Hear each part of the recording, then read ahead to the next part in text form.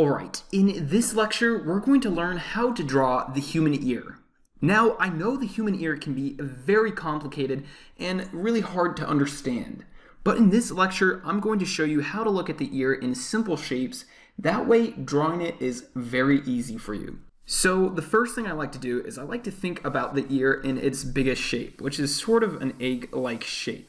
Now, depending on your ear, it might be a little bit smaller, it might be a little bit bigger, it might be a little bit different in shape, but for the most part, it's sort of an egg-like shape. So it's smaller at one end and larger at the other, yet it's a very rounded shape.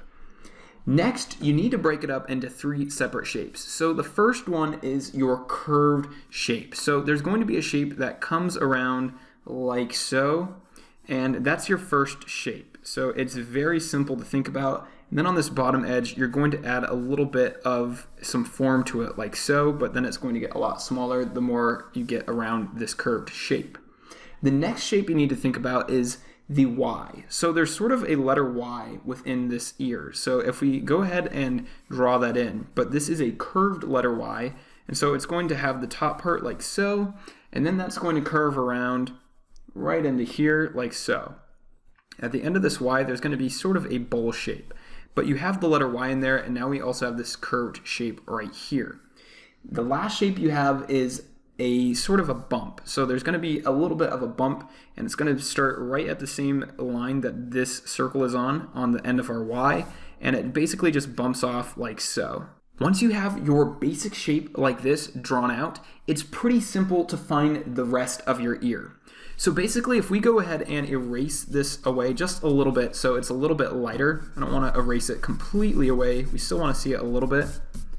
Well, now we can go ahead and draw our ear. So first, we're going to start with the lobe. So there's two different types of lobes. There's a dangling lobe, and then there's also a connected lobe. So a connected lobe is when you see the lobe and it connects like so, and a dangling lobe is when it comes up and then it comes back down, and the lobe kind of dangles there. In this case, we're going to create a dangling lobe.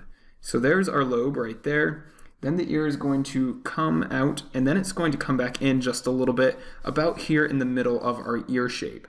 Then that's going to come back up, and then we're going to get a little bit of a straight line right there, and then that's going to curve all the way back around into our head like so. So there's the basic contouring line of our ear. Now we can move on to the inside of the ear. So first off, we're going to start off with the outside shape.